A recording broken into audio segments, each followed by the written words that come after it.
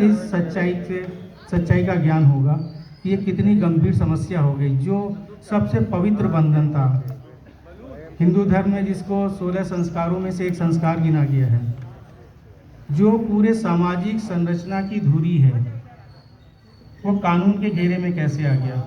वो तो सम्मान के घेरे में होना चाहिए था। इसी तरीके से दूसरी इन्होंने लिखी पत्नी भूकंप। तो नाम से तो बहुत से लोगों के दिल में भूकंप आ गया होगा, मैं समझ सकता हूँ, लेकिन कोई बात नहीं, कनाड़ी जी साथ में है, घबराने की जरूरत नहीं है। और तीसरी है अनाड़ी विचारम। अगर 3 विधाओं को देखेंगे, अभी पीछे बुक्स रखी हैं, जो लोग लेना चाहें वो ले सकते हैं। इसमें कुछ खास बातें हैं।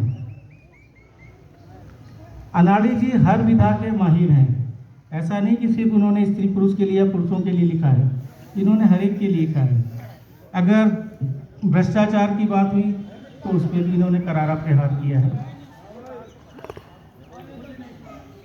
अगर हम राजनीति की बात करें तो इन्होंने किसी भी पार्टी को नहीं छोड़ा, ये पार्टी से किसी से बंधे नहीं है। जिस पार्टी ने जब भी सत्ता में रह के कुछ भी गलत किया तो इन्होंने तुरंत उसका विरोध किया है। अब लोगों को लग सकता है कि ये तो इनके पक्ष में बोल रहे हैं, उसके बिना ऐसा कुछ नहीं। आप पद पे आइए और गलत करके दिखाइए अनाड़ी जी के सामने। तो अनाड़ी जी अगर ना करारा जवाब दें तो अनाड़ी जी की पहचान नहीं है। अनाड़ी जी की यही पहचान है कि आप इनके सामने बस गलत बोल के दिखा दीजिए, ये चुप नहीं बैठेंगे। ऐसा ही कुछ चीज़ें हैं। तो इन्होंने अपने विचारों को अनाड़ी विचारम में लिखा है।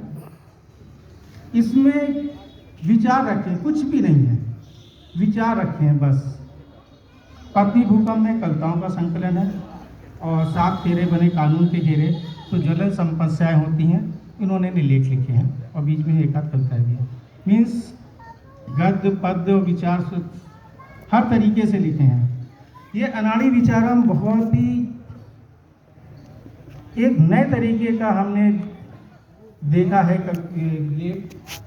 इसमें कुछ भी नहीं है, हो सकता है 2-2 लाइनें मिले आपको, लेकिन सबसे खास बात यह है कि जिसने इस विचारम को, अनाड़ी विचारम को पढ़ लिया, समझ लिया, उसका जीवन हमेशा के लिए क्या कहते हैं सफल हो जाएगा। कारण क्या है? हर व्यक्ति के मन में विचार आते ही आते हैं। कोई ऐसा व्यक्ति नहीं हो सकता जिसके मन में कभी विचार ही ना आए। अब जब विचार आते हैं तो हम लोग क्या करते हैं? ठीक है, आया, देखा, सुना, छोड़ दिया। कुछ विचार ऐसे आते हैं जो आपको झकझोर देते हैं। तो क्या होता है? थोड़ी देर के लिए हम सर हिलाते हैं, बड़बड़ाते हैं, बुदबुदाते हैं।